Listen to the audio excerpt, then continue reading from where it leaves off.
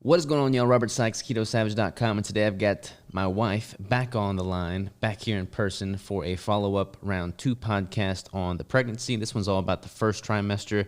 Several people submitted questions. We went through all those questions, and we just talked about the experience thus far, about 15, 16 weeks into the pregnancy. So it's been an awesome journey thus far. I'm excited to share with you what we've experienced. So without further ado, sit back, relax, and enjoy the conversation with my lovely wife, Crystal. All right. Boom, we're live. Baby. I guess not quite baby. Lady Savage, not Baby Savage. How you doing, baby? I'm good. You good? All right. So we recorded a podcast earlier announcing the pregnancy. We said on that podcast we were going to do a follow-up after the first trimester, second trimester, and third trimester. This week you'll be 14, 13? On Wednesday, I'll be 15 weeks. 15 weeks in as of this Wednesday. Not sure when this is going to go live. Actually, I'll be 15 weeks when this goes live. Perfect. So let's do a little recap on the first trimester. Did you puke today? Today I did, but I'm in my second trimester now.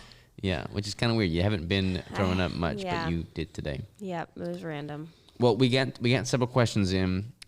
People asked questions about the first trimester.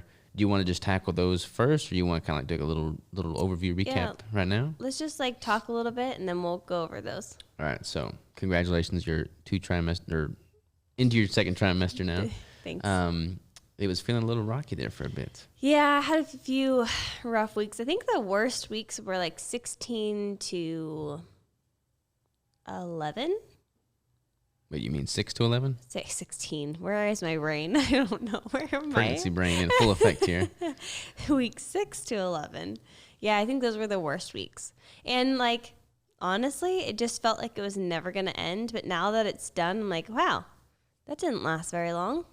Yeah, for me, it seemed like it flew by pretty quick. Like for me, it's like, okay, you're pregnant, you don't feel too good, and boom, we're through it. Like it doesn't seem like it's been super long and drawn out from my perspective. I'm good, or I'm glad because I'm good. I'm glad because I felt really just didn't feel good, and I just felt like it was being put off in everything that I was doing, even though I was trying to be okay. So I'm glad that it flew by for you because it did not for me. Yeah, there's only a few days where it seemed like you would wake up, we would go have our coffee in the morning, on the porch in the morning, and then you'd be like, I don't feel good, I don't want to be out here. You'd leave to go puke, and then you'd come back, and I would be well. Yeah. But that didn't really seem like a very long ordeal in the grand scheme of things for me. Yeah. And also, I don't think I got as sick as a lot of people do. I feel like I was nauseous, on and off throughout the day. As long as I kept something in my stomach, as long as I kept snacking throughout the day, which is not normal, especially for people who are on keto, it's way harder to snack. So I would eat first thing when I woke up and then just throughout the day. But I also the only time I threw up was at home in the morning. I've never thrown up anytime anywhere else other than our house and your parents, but because we spent the night there. Well, I feel like a lot of the a lot of people give into whatever kind of foods they want to eat during the first trimester. That's when everybody starts craving everything, and a lot of people, because of that, if they're following a ketogenic diet, they eat a lot more carbohydrates than they typically do. And I didn't know this because I haven't really dug super deep into morning sickness, but from what I gathered based off of what we've learned throughout this process is that a lot of that sickness comes as a result of just irregular blood sugar throughout the day. So if you're able to have the discipline to stay pretty well strict keto the entire pregnancy, you're probably not going to have near as adverse effects from the morning sickness throughout the day. Yeah, as long as you can definitely keep something in your stomach. I think the acids and the hormones, and there's just so much stuff going on in your body that you kind of just feel gross a little bit, just sickly a little bit. But yeah, definitely for sure on the blood sugar thing. I think that's why I didn't have a really rocky road there for a while, or at all during that little period of time. But a lot of people who do experience a lot of morning sickness is definitely a lot of ups and downs with blood sugar. Yeah. So I guess on that topic, let's dive into what you've been eating. Again, quick disclaimer, preface this whole conversation. we're not judging what other people do in their pregnancy or their parenting by any means, but we've always kind of maintained this aura of confidence that, hey, look, we can not deviate from our chosen lifestyle from a nutritional standpoint as you become pregnant, as we have kids, et cetera, et cetera. So we've been strict keto throughout this whole time. There's a lot of the questions on here are probably things that we're already going to answer. So I figured if we just talk about it, and then I can say like we already answered those. Yeah. So that said, your diet really didn't change too much throughout this first trimester as to what it was before. The thing I noticed that you probably ate a little bit more. You ate earlier in the day, whereas you wouldn't normally have your first meal until lunchtime. Now you're waking up eating things that you'd prepared for as soon as you wake up, and I'm assuming that was mostly to help mitigate that morning sickness. Mm-hmm. You ate a lot more of textures that were absorbent, like textures, probably to help with all the stomach acids and changes there. Mm-hmm. So like flackers, mug cakes, chaffles, things like that. Definitely, like the flackers and the peanut butter. I prepared a few of those and put them right next to my bed just so I could eat them first thing in the morning. And those were really helpful. I only had 4 crackers, or 4 flackers, I should say. They were not crackers. They were flackers, which are flax crackers. So, and then with peanut butter on top. And that really helped a lot. I did not want to eat, but I knew if I didn't eat, I would get sick. So I would just have 4 crackers. That's really all I needed. And then I haven't been drinking coffee because it totally grosses me out now. Yeah, that was a weird one. Our entire relationship was founded on coffee. And now we wake up and have our morning coffee and you don't have coffee. I know. I'm at a total loss. Yeah, it's kind of weird. But I can drink it now. I just don't really want it. Yeah, and you were doing decaf. Let's, I guess, let people know that you were doing decaf when you were drinking it. Yeah, so even a month before we got pregnant, I switched to decaf. So I haven't had a full caffeinated coffee. However, I did have a dream that someone gave me a full caffeinated coffee and I had to freak out. Even though, they say that you can have 200 milligrams of caffeine per day, and I just personally don't want to. I don't feel like the need to. I don't feel like the need to have to feed that to my baby. I did do a keto hot chocolate. We just actually put it out on Robert's website. But it's a keto hot chocolate, and chocolate has naturally a little bit of caffeine in it. So that's something that I wouldn't freak out about. But for me, there was no reason to have caffeine, a caffeinated coffee when I could just have decaf, or nothing because it's gross. But yeah, that hot chocolate saved my life. Yeah. That was probably the best decision I'd ever made. I thought it was pretty tasty, and I'm not even pregnant. Yeah. What about your appetite? How many calories have you been having? It's been north of 2,300 calories on a pretty regular basis. Right now, in the very beginning, I was probably about 23, normal stuff that I normally eat. But then I got a little bit nauseous, a little bit more sick, and I was having a harder time eating. And during that period, I kind of didn't track as well because I just wasn't really hungry, and it was just too much to track everything, and I just hated it. So I didn't really track there for a little while I was sick. And then the first trimester, I lost 5 pounds, and which was annoying to me because you just want to do the right thing. You want to make sure that you're nourishing yourself right. And for me, losing weight was not the best thing. However, it's very common. It's super, super common for women to lose weight in the first trimester, especially if they're sick, yada, yada. So as soon as I could start eating more, I would definitely eat more. If there was a time where I was hungry, I would eat. I would just make sure that I was getting in, dense meals and things like that. So now I'm eating between 26 and 2,800 every day. 26 and 2,800 calories, which is kind of crazy because your weight is holding pretty steady. Yeah. You've kept up with your training. There seems to be 2 different train of thoughts with regard to pregnancy and eating. Some people don't eat near enough, and it's they're malnourished. And then some people are under the assumption that they're either eating for 2, and they basically double their calories, and they just put on a bunch of unnecessary body fat that's just not necessary. You can avoid that. Yeah, I would say before I got pregnant, I was eating between 23 and 25. And now that I'm a little bit more hungry. I'm snacking more frequently, so it's a lot easier to get in more calories throughout the day. And not that I'm specifically trying, I've just found that that's my sweet spot. This week I prepped out all of my meals. It's about 2,700 calories. per day. And if anything, I'll add a little something to my meal. So I won't really eat less than what I have in there. You have your meal prep for today on your phone? Yeah. Let me read that off. I want to see it. Why? I'm curious. Why are you? Because you're using a lot of people just don't track their macros. They're not. I mean, you don't have to by any means, but I'm curious to see what you are like. It's like we're in a prep again here. All right, so we got a total of, wow, you got a whole bunch of snacks in here. I know, I told you. But if I don't continue to eat throughout the day, I will start to get a little nauseous or I'll get a headache. All right, so breakfast, we got Maple Hill milk reduced, which is super awesome. If anybody had not seen that Maple Hill milk, it's just zero sugar. It's amazing. So that's 16 grams protein, 10 grams of fat. Do it so that I can kind of break it down so that people can understand it better. This. We got gelatin. I know, but you mix all this up, right? Yeah, but they're different. So then I do a bone broth, and that has the second two in there. All right, that's got the heavy cream and the butter? Yeah, so I do the milk with the gelatin, and then I have the bone broth with heavy cream and butter. So your breakfast drink is 36 grams of protein, 32 grams of fat, 1 gram of total carbs for a total of 437 calories. Your lunch meal for this week, we got some broccoli, some chicken breasts, some butter, and some ranch dressing. Primal Kitchen ranch dressing, I'm assuming. Yeah. That's 43 grams of protein, 8 grams total carbs, 28 grams of fat, 459 total calories. Dinner, we got 80-20 ground beef, cauliflower mash, and liverwurst, getting that organ meat in. 34 grams of protein, 15 grams total carbs, 59 grams of fat. Evening snack, we got Greek yogurt, collagen. There's two different collagens. One's a bone broth or bone.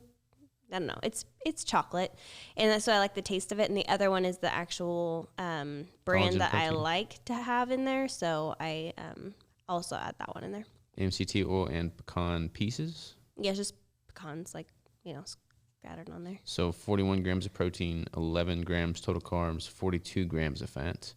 And then we got a midday snack here of 3 eggs. This one is usually what I eat first. Some bacon, and I have two different types of bacon. 2 different types of bacon. What's the method of the madness there? I had to use what was left in the fridge, and then I wanted some more, so I did that. So we got bacon, and then we got some Kobe Jack cheese, 36 grams of protein, 36 grams of fat.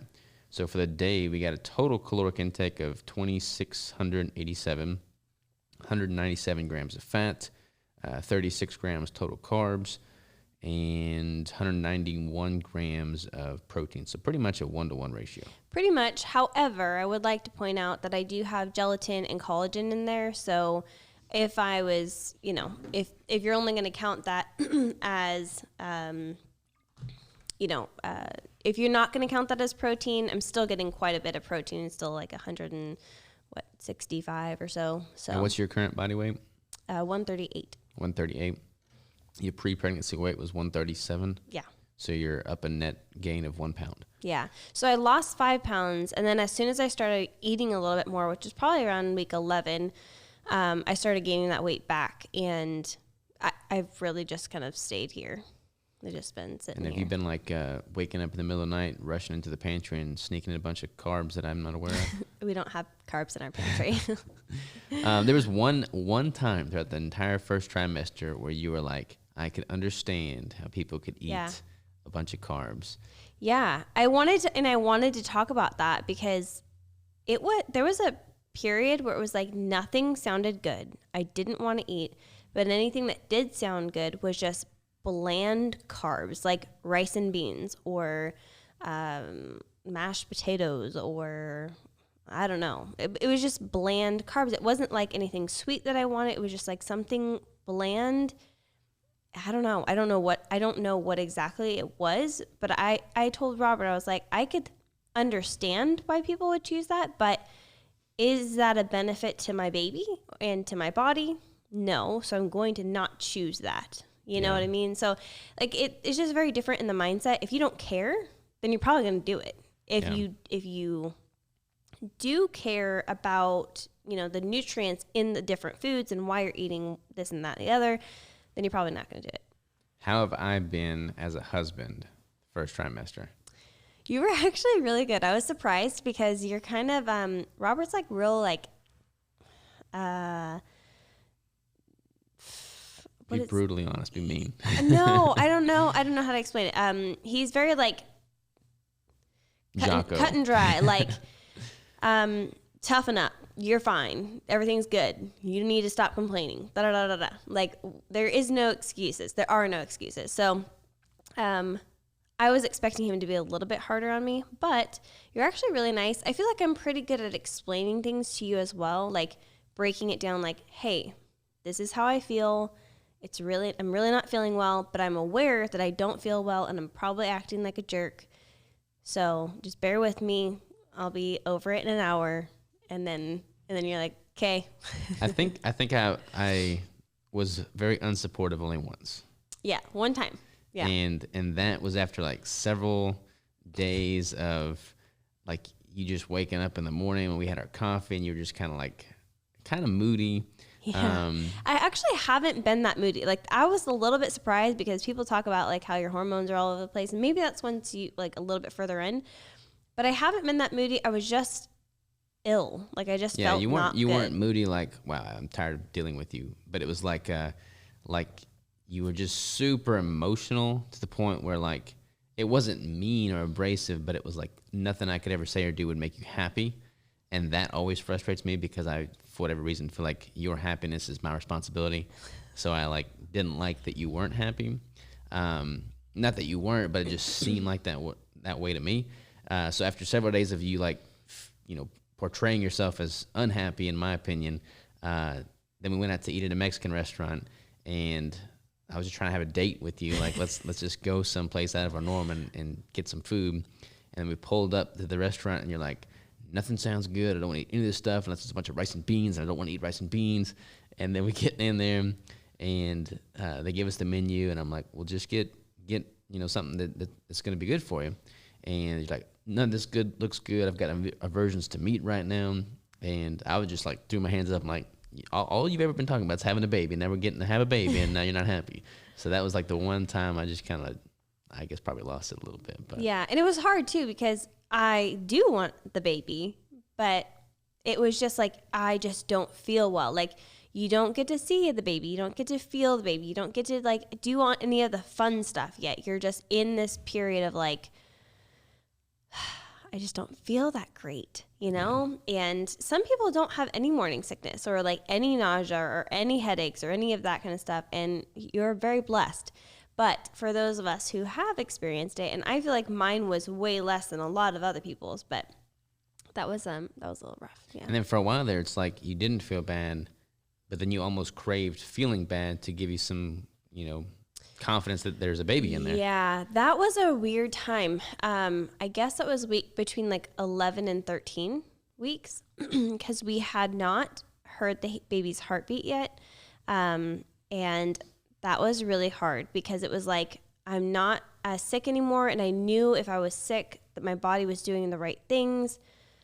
And now I'm not really that sick, but I haven't heard the baby and I can't feel the baby yet and all these things. So like you have all of these like anxious thoughts going through your head. Well, I did, going through your head, and like you want it to all be good and perfect, but you're anxious and you can't have the answers just yet. And we had to postpone my appointment an extra week, and that almost just like made me freak out. But then we went to our appointment and everything was great. Yeah, we heard the heartbeat. What week was that? 13. Super faint heartbeat. Yeah. Like if you didn't know what you were listening for, you would totally miss it. Yeah. So we've told you guys before that we're only going to do one ultrasound through our entire pregnancy unless there seems to be some sort of complication. And the same thing goes with like Dopplers and things like that. They all use the very similar technology. And if you're someone who's looked into that, you might understand why I would choose to, not do as much. So, I debated getting a home Doppler. So glad I didn't. And I will say this, I mean, it's not really controversial or anything like that, but, I chose not to get the home Doppler. One, because there's a bunch of different brands, there's a bunch of different price ranges, all this kind of stuff. And you don't know what you're getting. And if you are not in the medical field, if you've never used one, you can actually do a little bit of harm. It uses the same technology as ultrasounds, and it can produce too much heat on the baby. So if you're going to use Doppler, just use it with your midwife or your doctor or something like that. I think a lot of people want to hear the baby. Later on, we're going to get what is that called? A fetal scope? Yeah, It's like a stethoscope, but for the baby. So when we get to, I think, 28 weeks or something like that, we will purchase one ourselves, and then we can listen to the baby anytime, but it doesn't use any technology that would produce heat or sound waves or anything like that. So, but we did hear the heartbeat, and it was so sweet. It was like so faint, and I cannot wait till our next appointment so I can hear it a little bit louder. But the baby was just like in there, like not wanting to really, share with us their heartbeat. Well, you've supposedly felt the baby 3 times now. You can't tell people that. I can't tell people No. That? Okay, so, yeah, I can't believe you just said that. I should have told you not to say that. Why can I say that? Because most people do not feel the baby until later on in their pregnancy. Most first-time moms is between, 16 to 20 weeks. However, I feel like a crazy person, but I did talk to my sister about it, and she's like, that definitely is a baby. So my midwife asked me, she's like, have you felt the baby yet? And I was like, no, it's like way too early. And I said, but I've been trying every day. Like I try several times a day, especially when I'm in the bathtub or laying in bed or whatever. So the first time I was in the bathtub and I was just laying there with my hand on my stomach, but I had my phone in my hand, and then I just felt something and I was like, what the heck? And I just kept feeling, but I couldn't feel anything again. It was just that one time. And the next time I was laying in bed, and it was a different type of feeling. Like the first one was like it was like, I don't even know how to explain that. It was like a little tiny thud, like I don't know. It was so cute. And then the next one felt like a rub, like it was just like your finger to your palm. Like it just felt like a little bit of a rub. And then the third time I felt it was a little thud thing again, which almost makes you feel like it's like a muscle twitch or something. But it's the same exact feeling, and it's right where the baby is. So, I'm almost 15 weeks, so it is pretty early, especially for a first-time mom. But I am also very in tune with my body. And depending on your size, like if you have more body fat there or less, or depending on how the baby's positioned, things like that. And it's been over like a week period where I've only felt it 3 times, and trust me, I've tried to feel it more. So it's been over a week. I felt it 3 times, and it was pretty cool. It's pretty cool. I can't feel it yet. I know, but I'm like anxious to tell people, because I'm like, well, what if I feel it later on, then that's not what it felt like, and then I just felt like a dumb for thinking that was baby. But like the first time after I like sat on it for a minute, I was like, that was definitely a baby. Like that was not anything else in my body. Like that was it. Yeah. So after feeling it two more times, I'm like, I'm pretty certain. He's up in there doing some push-ups. Yeah, I know. I was like, dang, we got an active one in here. Yeah. All right. What kind of questions we got? I want to dive into these. So someone asked about prenatal. Actually, a bunch of people asked about prenatals. So prenatal vitamins. Let's talk about that. I love my midwife, and I love what she had to say about this. She asked if I was taking prenatals, and I did tell her, yes, I am. And I asked her what her thoughts were on it, and she said, well, I prefer you to get all of your nutrients in from your food, but if you feel better taking a prenatal, that's totally fine. So I actually started taking a prenatal a year before we got pregnant. That is generally what is suggested. It's best for your body, because it does take a while for you to, if you're deficient in certain vitamins or whatever, for your body to catch up. So I started taking all these a year before Robert and I actually got pregnant. And I do take several different things like, fish oils and vitamin D and things like that. But I'm actually about to put out a video specifically talking about the prenatals, all the vitamins I take, all that kind of stuff. That's going to be the next video that goes out. I think this is going out Friday, so that will go out on Monday, I believe. And yeah, so I'm pretty excited about that, to share that with you guys. But again, prenatals, like, yes, they can be important, especially if you do not have a great diet. But if you do have a well-rounded diet, if you're eating, organ meats and maybe a few vegetables and lots of meat and things like that, then you need it a little bit less than maybe someone who's on the standard American diet or something like that. So, yes, I do take a prenatal. I'll talk about it all in the next video that I do. Where do you get those from? I get all of my supplements from Allie Miller. Naturally Nourished is her website and the brand of supplements. I get all my supplements there. I really trust Allie. I like her a lot. I like the supplement brand that she has. So I feel like super confident knowing that it's got everything I need in there. And there's 2 different bundles that I do. And again, I'll talk about it later, but there's like a mama to be bundle that she provides. And I do take what's in that. And I think it's a really great option. Awesome. What about the next question we got? Are you still keto? And the answer is yes. We've kind of talked about my food and things like that. Someone asked this personal question. They said, I went off of keto when I found out that I was pregnant. Is it safe to go back? And the answer to that is that Robert and I are not doctors. We can't really tell you what to do. But I did want to point it out because I did say I was going to answer all the questions on there. So Robert and I are not doctors, and we can't tell you what to do with your diet.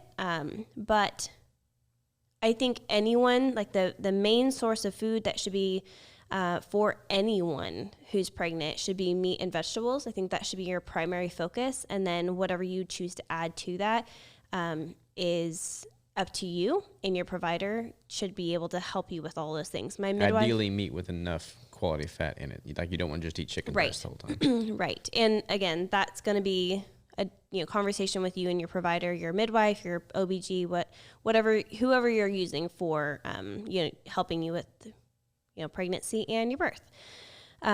So yeah, that. Does it feel real yet? Does it feel real? I want to know for you if it feels real yet. Not really. I mean, like, it hadn't really affected me too much. I mean, there was just those few days where you didn't feel optimal. But like, it hasn't really changed our day-to-day lifestyle that much. Like, you still work out. We still eat the same foods. So it hadn't really changed. We don't drink coffee together anymore. So you drink hot cocoa. Yeah, but I drink tea or hot chocolate or milk or something like that. Yeah. But I mean, it feels real in the sense that, like, I know it's coming. Like, I've thought about that quite a bit, but it doesn't feel any different than what our day-to-day was, I guess. Yeah. I think for me, after hearing the heartbeat and I'm starting to show a little bit, I think it's real now. Like, especially feeling it. Oh my gosh. Yeah. So like everything back to back to back. But there was those like 2 weeks where I was going insane because I just wasn't confident. But after feeling the heartbeat, it was like, wow, that feels really great to know. Like, the baby's good, safe, doing great. And then I started to like have a little belly, and I was like, oh great. There's like this weird piece where you're like bloated, but also feel like you're showing, and all that all at the same time. So still got abs though. I don't know about abs, but you still got abs. You were super bloated for a while, and you're like, this baby is showing quick. And then, like, you didn't eat for a while because you weren't feeling good. Yeah, I got, like, sick with a cold, and then I couldn't keep anything down, so I kept throwing up, and, like, all the bloat went down. I was like, I guess that was just food. Yeah. But I think it'll be a lot more real for me when I can see an obvious, visible baby bump and not just bloat, and especially when I can feel the baby. Yeah. You can see, like, I definitely do have a belly, but it doesn't look like baby belly. It just looks like you look bloated. Yeah. And so that's kind of like a weird, but I feel like it feels really real to me now, but I can see that how it would take a little bit longer for Robert. Robert is going to be gone, here and there through like hunting season and all that. So there's going to be like a 2-month period of time where he's just like going to be gone and then see me and then gone, see me and then gone and see me. So I'm going to do a ton of growing between now, which is going to be like 15 weeks to like 20 weeks. And I'm going to do a ton of growing during that time. And I think it's just going to shock you. Yeah, it'll be good though. I'm excited. All right. So any additional training for pregnancy specifically, pelvic floor, breathing, etc. So my training has remained the same. I will start to not do any movements lying on my back. So like no barbell bench press. I will do an incline. No dumbbell bench press. I will do an incline for that as well. But other than that, everything I'm doing is the same. And what's the reason for that again? So as the baby grows, it can put pressure on your, there's like a vein, like an artery that goes up in behind, and it can put pressure on that, and it actually can cause like the mom to get dizzy and lightheaded, and it can block blood flow to the baby too. So you're not supposed to like lay on your back when you're sleeping. You're supposed to lay on your side, preferably left side. You're not supposed to lay on your back when you're exercising, things like that. They say in the second trimester, so I'm actually starting in like last week. Going forward, I probably shouldn't, but still doing okay with that. The baby's not that big right now, but I think they're talking a little bit more towards the end of the second trimester. But I'm going to start being a little bit aware of those things and not try to push it because I don't want to push it. Yeah, makes sense. But I'm going to keep the workouts pretty much the same unless I can't handle it. But specifically to pregnancy, pelvic floor, breathing, things like that. Breathing has been something that I've had to pay a lot more attention to. I have to breathe so much more. And I have to pay attention to my breathing a lot more. So that's been an interesting little challenge there. And I do get a little bit out of breath, which I was surprised I got out of breath this early in pregnancy, but I'm a little bit out of breath. Well, you've been snoring at night. I don't know if that makes a difference. That's great. And as far as pelvic floor goes, when you are exercising and lifting heavy like we do, you're working a ton of your pelvic floor. So I don't personally feel like I need to do a bunch of pelvic floor exercises. I feel like I already have a really great pelvic floor. But there are things like the vacuum pose and things like that I have, played around with, or Kegels and things like that. However, I feel like a lot of those movements are probably more geared towards someone who isn't active, because you can actually over-exercise your pelvic floor and make it too tight. So I do not want to do anything that's going to make it too tight and harder to relax when giving birth. So because we're so active, I'm just going to keep being active. I'm going to keep doing deadlifts and rack pulls and squats and things like that. That will all help my pelvic floor, and it has been helping it, the last however many years I've been lifting. So I'm just going to keep up on that and not worry too much about doing extra activities. But I do think that it could be a really great idea, again, talking to your provider, for someone who's not as active to start doing those exercises and start doing them before you get pregnant. Any weird cravings? No. What is my craving? I don't know. You've craved pickles and peanut butter more than normal. No, that's not true. I've only had it like 2 times. That's a weird craving. Okay, first of all, I have loved pickles and peanut butter for like the last 10 or 15 years. So that's not even a weird thing for me. That's normal. You don't like coffee, so I guess it's not a craving, but it's a weird. That was an aversion one. Yeah. The one thing I will say that I'm craving a little bit more is, or that I was there for a little while, is raw vegetables. So like celery with ranch, carrots, bell peppers, things like that. Like really enjoy dipping those in like the Primal Kitchen ranch. And that was really good, which is very different for me. Like I don't normally have raw vegetables. Usually they're pretty hard on my gut, and I just don't crave them. I just don't want them. But there was a period there where that's really what I wanted. So yeah, that was probably the weirdest craving. It wasn't weird, but I don't have any cravings really. Yeah. And if I do, I just make it for dinner or make it for a meal, and it's not anything that I wouldn't do on a normal basis. Yeah. Someone asked what not to eat. So again, We are not doctors. What not to eat? Yeah, what not to eat when you're in your first trimester or when you're pregnant or whatever. There's a lot of different information on this. There's like, don't eat deli meat, don't eat raw fish, don't eat oysters, raw oysters, they say that. Yeah, oysters, raw milk, raw cheese, things like that.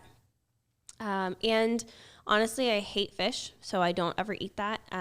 I would drink raw milk if we had access to it. But the whole reason why women choose not to eat these things is because there's bacteria in them, and that can harm the baby. So if you're not getting your food from a quality source in the first place, probably not the best option. If you're getting like Tyson lunch meat or something like that, like is probably, you're way more likely to have some sort of bad bacteria in that. But you can also get a lot of bacteria from, raw vegetables and things like that. So you just have to pick and choose what's going to be best for your body. I would do raw milk if we had animals with that. And I have eaten some deli meat, so I haven't been too worried about it, but I also don't gravitate towards the things that you shouldn't eat anyways. Yeah, I mean, you eat real food anyways, and that kind of translates to pregnancy. I think avoiding a bunch of super heavily processed foods and a ton of refined sugars is going to be the main thing that people should avoid. Right, totally. How do you plan your food and your macros and your calories? Again, I knew what I was eating beforehand. I knew that my body kind of wanted a little bit more food, so I've increased it slightly. I knew what my protein level was before, and so I increased that very slightly. Same thing with fat. I would say the one thing that I do allow a little bit of leverage with is the carbs, not leverage. The highest I will go is 35, which this week I have about 35 grams. That is including the yogurt that is not sweetened. That counts the eggs. I mean, a lot of the things in your macro tracker round up to it's like an egg. It says it's got 1 gram of total carb, whereas in reality it's like half. Yeah, so 3 of those eggs is 3 carbs. A tablespoon of heavy cream is 1 carb. So my heavy cream, my eggs, my yogurt, I do have cauliflower, broccoli, and cream cheese. That is my carbs. So it's not like I'm going crazy with like... There's a spider web that's like building a nest on my hat right now. I'm not having like things like potatoes or rice or things like that. So 35 is kind of like the max that Robert and I kind of decided like I don't really need to go above that. So I usually try to stick around 20. I'm okay with going up to 35 if it just so happens that I hit that. With real food. Real food is the key. Yeah, and when we go out to eat, which we don't typically do on a frequent basis, but when we do, like we always see what they're cooking the foods in. Mm-hmm. We don't get anything that's got a ton of hydrogenated oils in the dressings, stuff like that. Yeah, I've been like not getting salads because of the oils in the dressing. We've just been really careful about like choosing not to eat bad oils and, just not quality food. Yeah. How did you feel in your first trimester? I think we went over that already. Yeah. Like I had some ups and downs and any meat aversions. So yes, I did have meat aversions, but it was only for like 3 weeks, 3 maybe 4 weeks. And it was mostly red meat. Like I don't feel like you had near as much aversion to like chicken. Yeah, I did. Yeah. You did? Yeah, I definitely didn't really want meat, but eggs were really helpful. And then I started making a chili, I think around week 10 or 11. I started making a chili that had ground beef, ground pork, and liverwurst in it. And it didn't feel like I was just eating meat. It felt like I was eating a delicious chili. So that was super helpful. I would highly recommend you make some chili, some keto-friendly chili, if you're having meat aversions, because that was like seriously my saving grace. And eggs were always a thing I could have. I also always really enjoyed bacon. So I tried to get my protein in, tried to get in as much meat as I could handle. And if I wanted it, like one night I was craving a burger and I was like, can we please go get a burger? Because I just like, I knew I wanted to fulfill whatever that was if it was meat. I think having a chaffle, I mean, you've eaten a ton of chaffles, and I feel like we've had, like sweet waffle style chaffles, with like melted keto brick and stuff on top with butter and all that stuff. And then we've had more of a savory chaffle that we use as like a bun for like a breakfast sandwich or just a normal sandwich. And I feel like that has been a huge asset for you because you get that craving for like a breadier like texture answered, but it's just cheese and egg. Yeah, there for a few weeks when I was feeling more sick, I was having a chaffle every morning. And I did kind of back off of that a little bit just because I thought I'm eating so much cheese. I don't need to be eating this much cheese. But the eggs are really great. Eggs are a really awesome thing to be eating when you're pregnant. So, yeah, but the chaffles, those were really, really helpful. Any other aversions? The coffee? That's pretty much it. Yeah, I think that is it. Yeah. Were you trying? Were we trying? Were we trying to get knocked up? We did like a little disclaimer on this with our first podcast about it because a lot of people try for a very long time and we don't want to be insensitive towards that, but we did not have to try for a very long time. We tried once and we pretty much, like you were tracking your ovulation time and everything with the Daisy and the temperature thermoregulation there. And then you knew the window of time that which you would need to get pregnant. And we tried in that window once and boom, it happened. We tried several times within that window, but it took us 1 month. Yeah. There was like one ovulation period and we got pregnant. So yes, we were trying. We did not think we were going to get pregnant that quickly. Not because we thought. I did. Yeah. Robert kept calling it. He's like, we're going to get pregnant so fast. Yeah. Well, Robert, always believe Robert. This is why you use right. protection if you don't want to get pregnant. Oh boy. Did you record the heartbeat? No, we didn't. I actually asked Robert to record it, but it was so faint that it would have been useless because we used the Doppler and not an ultrasound. It doesn't catch the sound as easily, but this next one I might try to record it a little bit. I just think it's so sweet. But it wasn't very loud, and with the Doppler, there's a bunch of other kind of white noise in there as well. So we did not record it, but it wasn't because we didn't think about it. It was just like, okay, this is not the time, and it was just a sweet moment. So any new cravings? We already went over that. How did you deal with the morning sickness? We kind of went over that. I did the flackers with peanut butter. Did a lot of chaffles. The chaffles are really helpful because it did feel like it was going to absorb the acid in my stomach and things like that. What else did I do? Just simply didn't eat a bunch of carbs. Yeah, I just didn't eat a bunch of carbs. But again, I just didn't get sick that much. I got sick in the morning, but that was really it. And then like continuing to eat throughout the day and not letting yourself get nauseous. And that was the hardest part, I think. I did also do the Parm crisps, like so Parmesan crisps. You had those in the vehicle at all times. And the Keto Explorer. And that was really helpful because it already has salt on it, like the steak bites, but I would add more salt to it, and so I think that was really helpful. And then the meatballs too, but those were super helpful too.